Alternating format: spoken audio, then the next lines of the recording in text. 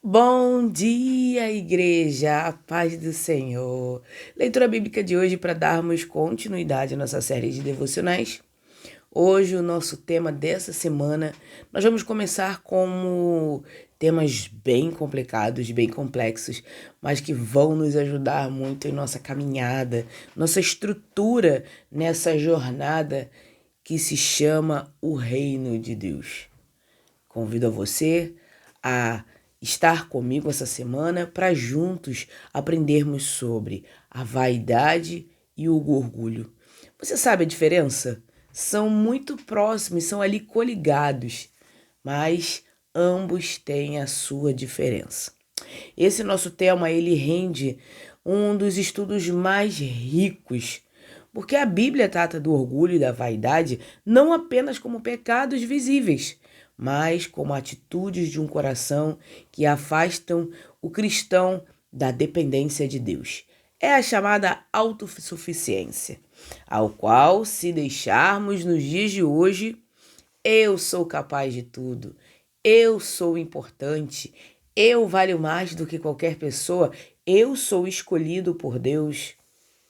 Até nisso a gente tem que ter cuidado, porque somos escolhidos por Deus, sim, separados, mas não somos melhores do que ninguém. Estamos aqui com um intuito, com como é que eu posso dizer, um direcionamento ao qual a glória não nos pertence, mas sim ao nosso Deus. A origem do orgulho, quando o homem quer ocupar o lugar de Deus. Entender que o orgulho nasce quando o ser humano exalta a si mesmo acima de Deus. Esses versículos ele nos conduz ao centro de um dos temas mais recorrentes e vitais de todas as Escrituras. O confronto divino contra o orgulho, exaltação e autossuficiência humana. Através da lei, dos profetas, da literatura de sabedoria e das cartas apostólicas, a Bíblia mantém um coro uníssono. O orgulho é a raiz da queda. A humildade é o solo aonde a graça frutifica. Vamos entender e distinguir o que é orgulho, o que é vaidade? Vamos começar pelo orgulho. No dicionário, orgulho é um sentido de elevada consideração de si mesmo. Pode ter um sentido positivo, como satisfação por uma conquista ou por algo digno de honra. Porém, também pode significar arrogância, presunção e excesso de confiança em si mesmo. Eu sou bom, eu me basto. Na Bíblia, o orgulho é geralmente apresentado como uma atitude de exaltação própria, que leva a pessoa a depender mais de si mesma do que de Deus. É um pecado do coração que produz autossuficiência, rebeldia e desprezo pela vontade divina. A Bíblia mostra que o orgulho leva à queda, como descrito em Provérbios 16:18, como estudamos aqui no nosso canal. Faz a pessoa resistir à correção, rouba a glória que pertence a Deus, afasta o homem da humildade e da dependência do Senhor. Em termos bíblicos, orgulho é colocar o eu, a Natália, acima de Deus e dos outros. Essa é a definição do orgulho. Agora vamos conhecer sobre a vaidade. A vaidade no dicionário, vaidade é o excesso da autovalorização da própria aparência, qualidades, capacidades ou conquistas. É o desejo exagerado de admiração, elogios e reconhecimento. Na Bíblia, a palavra vaidade frequentemente significa algo vazio, passageiro, sem valor eterno. No livro de Eclesiastes, a expressão vaidade das vaidades aponta para inutilidades de uma vida vivida sem Deus, uma vida vazia, sem a direção do nosso Pai. A vaidade bíblica pode se manifestar por busca excessiva por aprovação humana, exaltação da aparência exterior, confiança em riquezas, posição e talentos, desejo de receber glória que pertencem a Deus. A Bíblia ensina que tudo o que é baseado apenas na aparência e no reconhecimento humano é passageiro e sem valor eterno. A diferença entre orgulho e vaidade? O orgulho está relacionado principalmente à forma como a pessoa vê a si mesmo, o eu superior. A vaidade está relacionada à necessidade de ser admirado pelos outros. Quero que todos vejam que eu sou importante. Em muitos casos, a vaidade é uma expressão externa do orgulho interno. Um resumo: orgulho, exaltação do próprio eu. Vaidade, busca por exaltação diante dos outros. Humildade, reconhecimento de que tudo o que somos, o que temos, não vem do nosso esforço humano, mas da vontade e do amor de Deus. Como ensina lá em Tiago 4, versículo 10. Humilhem-se diante do Senhor e Ele os exaltará. Vamos embarcar nos nossos versículos chaves. Abra sua Bíblia, pegue seu cafezinho. Vamos iniciar mais um estudo para nossa edificação, para a glória de Deus, porque, como eu disse em outros momentos aqui nesse canal, esse canal não é para minha exaltação. Eu sou apenas uma facilitadora da mensagem e o foco central é a palavra. É a Bíblia, é aquilo que a gente aprende, do Senhor, nas Escrituras Sagradas. E é isso. Eu sou só veículo, mas o foco central são as Escrituras. Então pegue aí sua Bíblia, pegue sua espada, seu manual e vamos embarcar nesses versículos chaves para aprendermos do Senhor. Provérbios 16, versículo 18. O orgulho, ele vem antes da destruição. O espírito altivo antes da queda. No hebraico, o difícil essa palavra, hein? Paralelismo, sinônimo, repetição da mesma ideia com palavras diferentes para dar ênfase. Constrói uma linha de causa e efeito matemática. A palavra orgulho carrega o sentido de arrogância, soberba ou inflar-se a si mesmo. O espírito altivo aponta para uma mente que se posiciona acima dos outros e de Deus. A destruição significa que o orgulho não é apenas um pecado comum, mas um sintoma precursor que funciona como amortecedor invisível que garante que o impacto da queda seja devastador. O orgulho cega o indivíduo para os seus próprios limites, impedindo de ver o precipício à frente. Ou seja, o que Salomão está querendo dizer aqui? Que o orgulho, ele precede, ou seja, ele antecede, ele é o princípio, é o início. O orgulho é o início da queda, da ruína, do desmoronamento. Vivemos em um mundo onde a autoprojeção e a exaltação, a autopromoção, né? Ela vem de pessoas aonde, em algum momento, elas se perderam na sua jornada e se basearam naquilo que elas acreditavam que era o melhor. E deixaram de dar a glória para quem realmente tem que ter a glória.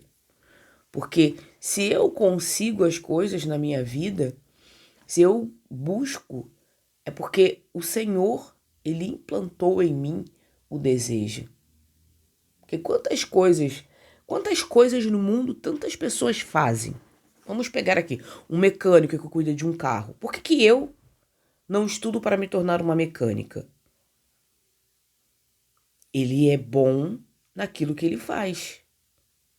Mas porque Deus implantou aquilo nele, aquele desejo nele, sabe? Eu sou instrutora. Então, por que eu sou instrutora e sou cabeleireira? Por que eu tive desejo em ser cabeleireira, em ser instrutora e não em ser uma piloto de Fórmula 1? Entende? Então, cada pessoa tem um chamado na vida, tem um desejo na vida, tem uma inclinação para algo. E nisso é o Senhor que planta em nossos corações os desejos da nossa vida, que nós vamos prosseguir, que nós vamos trilhar. São coisas que a gente vê na TV, coisas que a gente vê profissionais trabalhando à nossa volta, coisas que a gente vê pessoas fazendo, executando, exercitando. Então, o Senhor vem colocando pessoas no nosso caminho para nos direcionar, para nos mostrar. Eu não nasci querendo ser algo.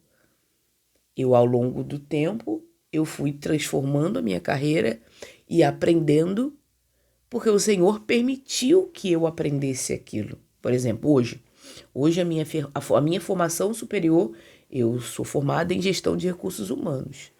E o porquê que isso entrou no meu coração, eu tomei esse desejo de me formar em gestão de recursos humanos e hoje estou aí formada.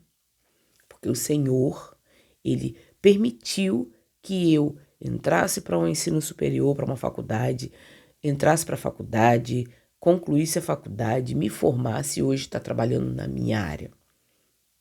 Por que o Senhor tanto permite que a gente faça essas coisas? Porque tudo vem dele. Então, quando a gente fala, eu me basto, eu sou suficiente, eu sou bom, eu sou o eu, a gente toma o lugar de Deus. Se a gente pegar no início das Escrituras, Deus, ele se revela como o eu sou. Ou seja, ele é o dono de tudo. Ele nos fez partirmos desse princípio, né? Ele nos criou. Então, toda a honra e toda a glória é para ele. Nós vamos ser glorificados de tabela, mas não quer dizer que, porque eu fui glorificada por Deus, que Deus exaltou a minha vida, que eu vou achar que eu aqui sou capaz de fazer tudo e não ele, né? Este capítulo, ele é um tratado sobre a soberania absoluta de Deus, em contraste com as ambições dos planos do coração humano. O versículo de abertura estabelece que ao homem pertencem os planos do coração, mas vem do Senhor a resposta da língua. O texto, ele alterna entre conselhos sobre a justiça comercial, o papel sábio das lideranças e a necessidade de confiar o próprio caminho a Deus, ao nosso Criador, deixando claro que o Senhor abomina a soberba e a coroa de sabedoria e a coroa de sabedoria aos humildes. O orgulho raramente avisa que está chegando. Ele se disfarça de uma autoestima elevada ou senso de merecimento. Quando começamos a achar que nosso sucesso, estabilidade financeira ou conquistas profissionais são frutos exclusivos do nosso próprio braço, intelecto, a viga do alicerce começa a rachar. Cultive a prática diária da gratidão e reconhecimento. Até o fôlego que você usa para trabalhar é um empréstimo divino. Tudo é do Pai e para o Pai e porque o Pai permitiu. Tudo é porque Deus permitiu. Se hoje eu estou onde eu estou, fazendo o que eu estou fazendo, é porque Deus permitiu. Antes mesmo de eu querer, Ele permitiu. E Ele sabe o momento exato da retirada, da inclusão, da promoção. Ele sabe de tudo, porque Ele é o mestre, Ele é o dono.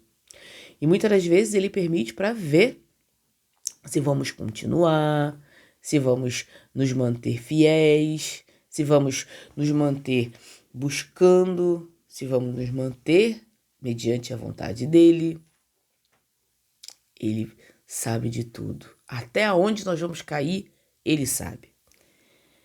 Isaías 14, versículo 13 e 14. Você dizia em seu coração: subirei aos céus, erguerei o meu trono acima das estrelas de Deus, e eu me assentarei no monte da Assembleia, no ponto mais elevado do Monte Santo. Subirei mais alto que as nuvens, serei semelhante ao Altíssimo. Este texto proferiu originalmente uma sátira fúnebre contra a arrogância imperial do rei da Babilônia. Embora a tradição teológica enxergue aqui o arquétipo da queda cósmica de Lúcifer, o texto hebraico é marcado por uma sequência obsessiva de 5 verbos na primeira pessoa do singular: subirei, erguerei, assentarei, subirei, serei. A expressão serei semelhante ao Altíssimo revela o pecado definitivo, a criatura tentando usurpar a centralidade do Criador. O orgulho aqui atinge o seu nível máximo, tentando reescrever a hierarquia do universo para colocar o eu no trono que pertence unicamente a Deus. Complicado, hein? Se nós não observarmos e nos colocarmos no nosso lugar, tão certo que faremos da mesma forma. Eu farei, eu subirei, eu. A gente centraliza o eu no lugar de Deus. E acaba caindo em pecado porque vivemos porque vivemos na busca da autopromoção. Eu me basto, eu sou bom. Não, eu sou bom. Eu ajudo, eu dou esmolas. Esquece de dar glória a Deus. Por isso que todas as vezes que eu vou falar com alguém e que alguém vem me agradecer a algo, eu sempre falo: olha, meu irmão, agradece a mim não, agradece a Deus. Foi Ele que permitiu. Mas tá bom, eu agradeço. Eu agradeço pela sua vida. Então, quando a gente quer se colocar no lugar de Deus, acaba a gente caindo no orgulho, porque lembra como eu disse no início, que o orgulho e a vaidade, eles são coligados, eles andam juntos? É sobre isso.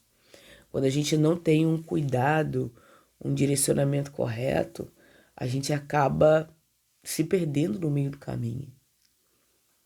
O capítulo 14 de Isaías começa com uma promessa de restauração e compaixão para o povo de Israel, que havia sofrido sob o jugo dos impérios opressores. A partir do versículo 4, o profeta entoa um cântico de escárnio contra o tirano babilônico. O capítulo contrasta a glória temporária e a arrogância dos impérios humanos com o destino inevitável, a sepultura, o esquecimento. Deus quebra o bastão dos ímpios e estabelece o plano de Deus eterno sobre a terra. O complexo babilônico se manifesta sempre que tentamos controlar o nosso destino como se fôssemos pequenos deuses. Quando manipulamos pessoas, exigimos bajulação ou achamos que o mundo deve girar em torno das nossas vontades e caprichos, estamos repetindo o eco desse texto. A verdadeira grandeza do reino de Deus não se mede pela altura do trono que você constrói para si mesmo, mas pela profundidade da sua prontidão em servir os outros. Ontem, nosso irmão Henrique, ele trouxe o texto sobre mais servos e menos líderes. Trouxe para a gente um estudo maravilhoso, ao qual ficamos 2 semanas estudando sobre esse tema. E me chamou muita atenção porque, diante esse estudo de hoje, que eu executei, né? Diante desse estudo de hoje, a gente consegue ver que muitos líderes hoje em igrejas, eles se baseiam naquilo que eles querem. Não imputam mais a glória para Deus.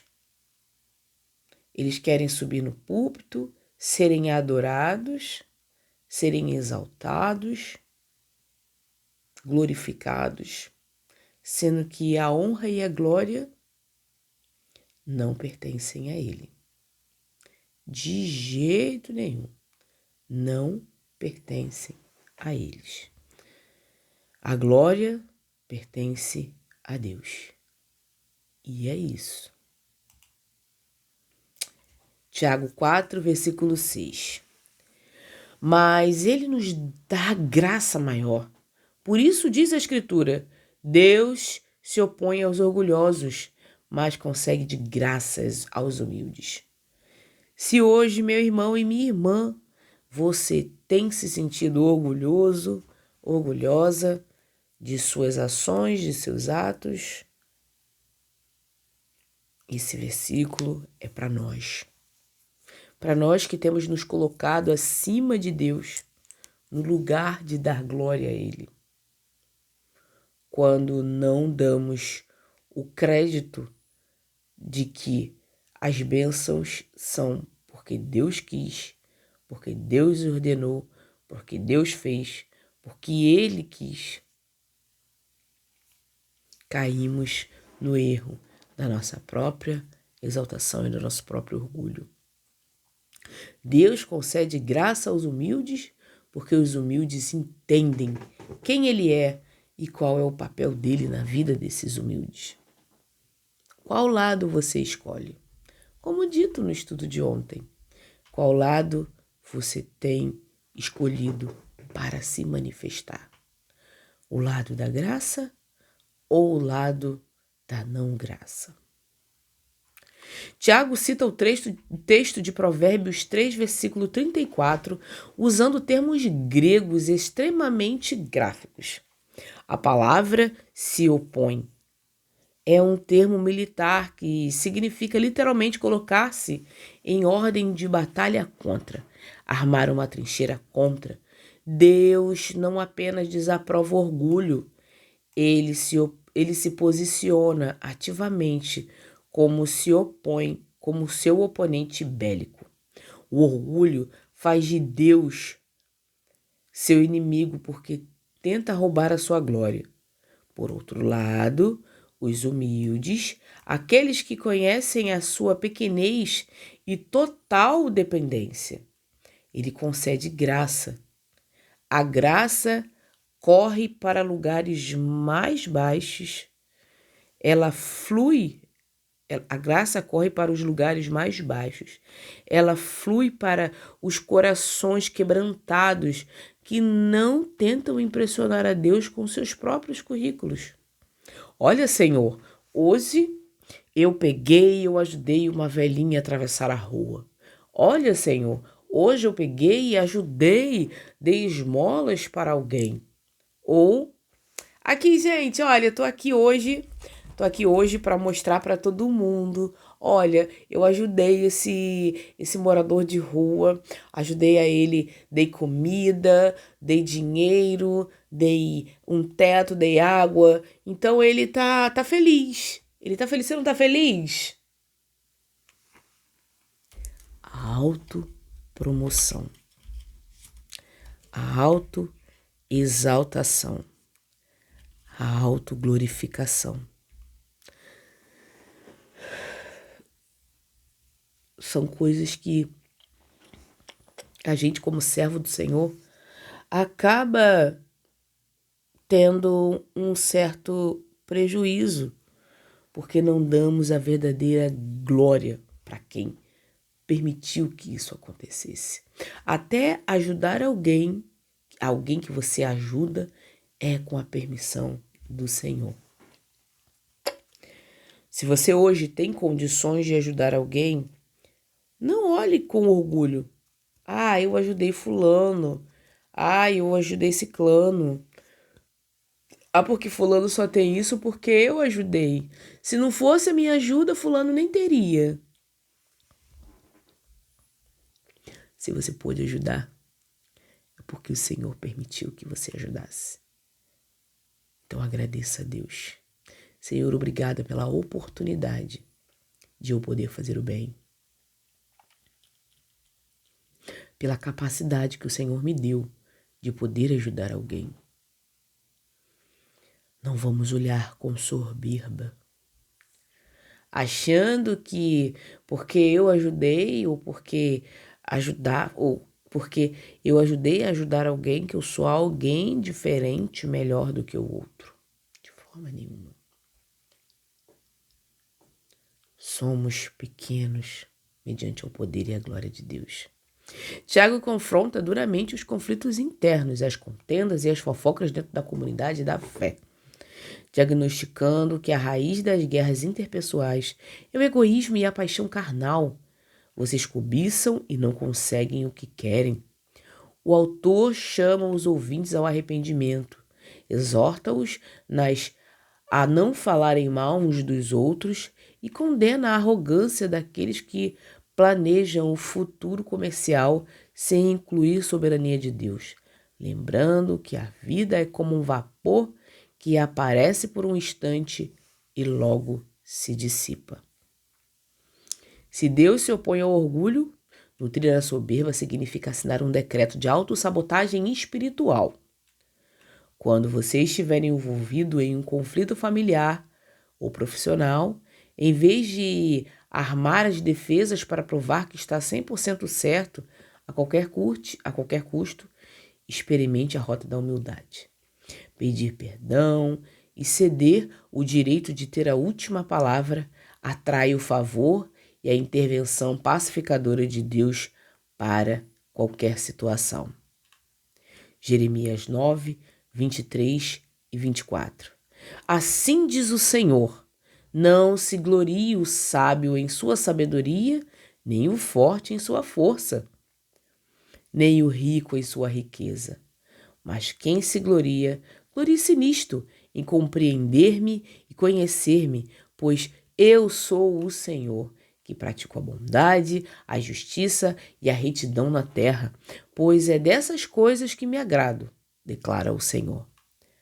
O profeta Jeremias constrói os 3 grandes pilares da segurança e jactância da sociedade humana em todas as eras: intelectualismo, sabedoria; o militarismo, força; e o materialismo, riqueza. O verbo gloriar-se traz a ideia de fazer alarde, celebrar ou encontrar a sua identidade e segurança em algo. Deus emitiu um veto a essas falsas âncoras. A única jactância legítima e segura para o ser humano é o conhecimento relacional e experimental do Senhor. Gloriar-se em Deus significa mudar a base do nosso valor próprio, daquilo que temos, fazemos, para aquilo que Deus é. A glória é de Deus e não nossa.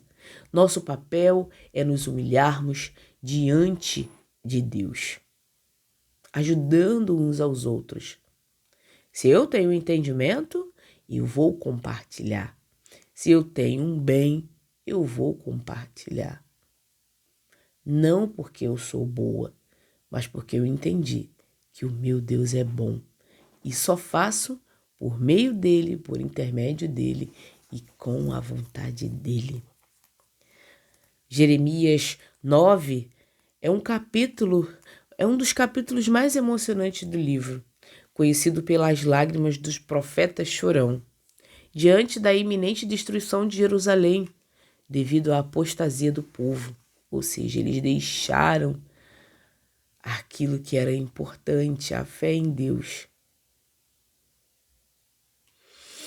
Jeremias descreve uma sociedade corrompida pela mentira, pela falsidade e pela traição mútua.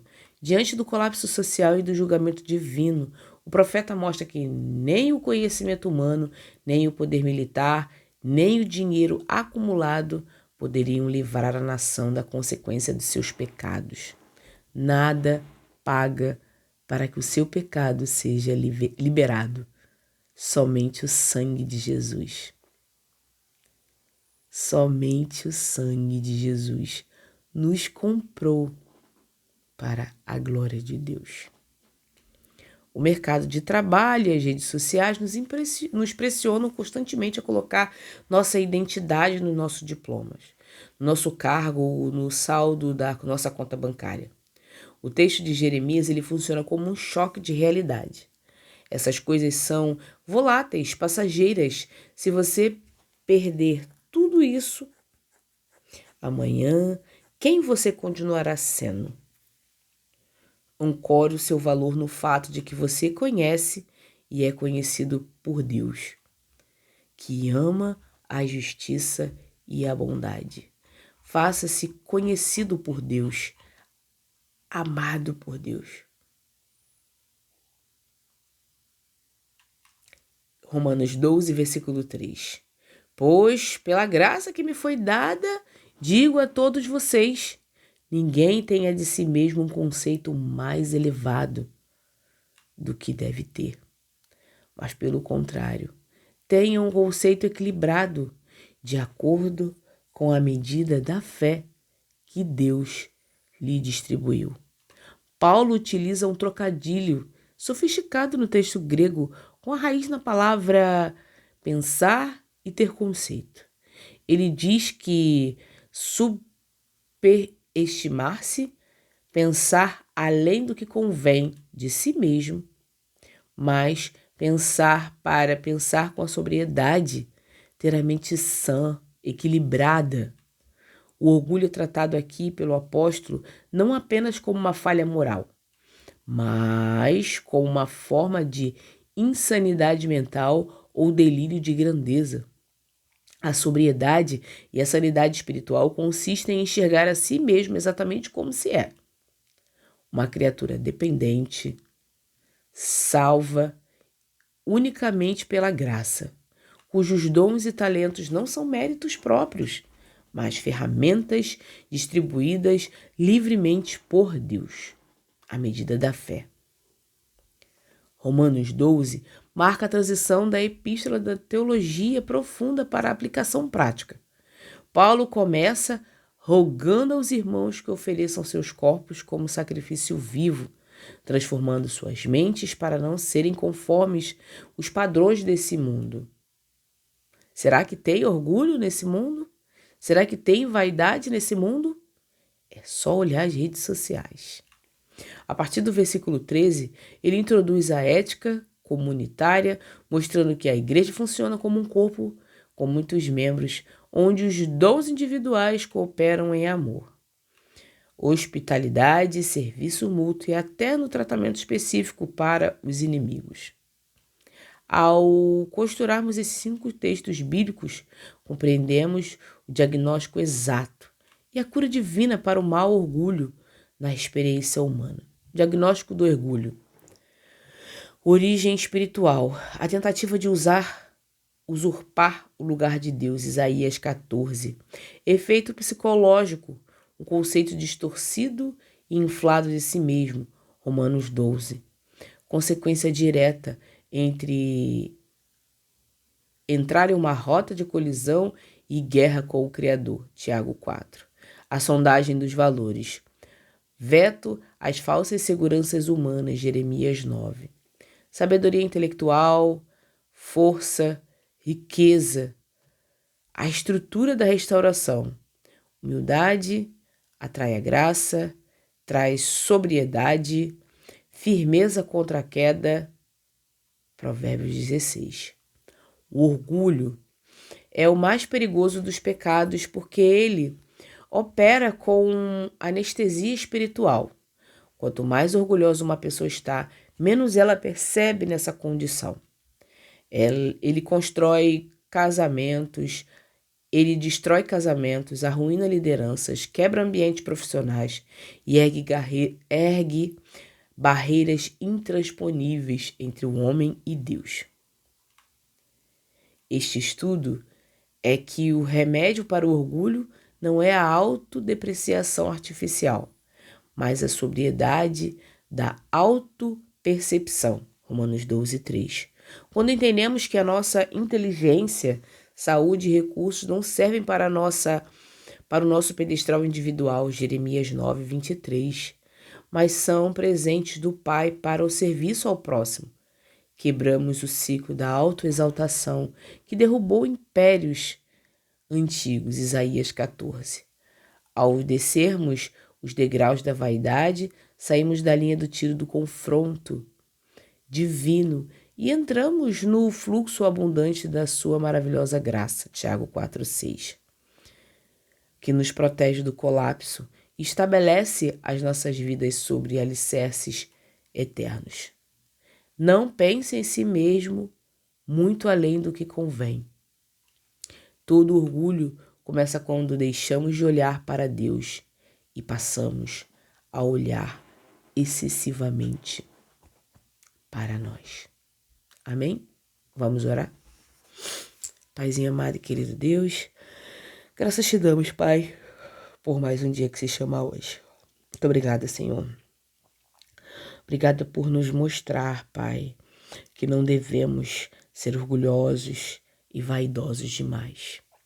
Devemos sim, Pai, sermos gratos pelo Teu poder, pela Tua misericórdia, pela Tua graça e por tudo que o Senhor nos ajuda, nos direciona, nos molda e nos capacita.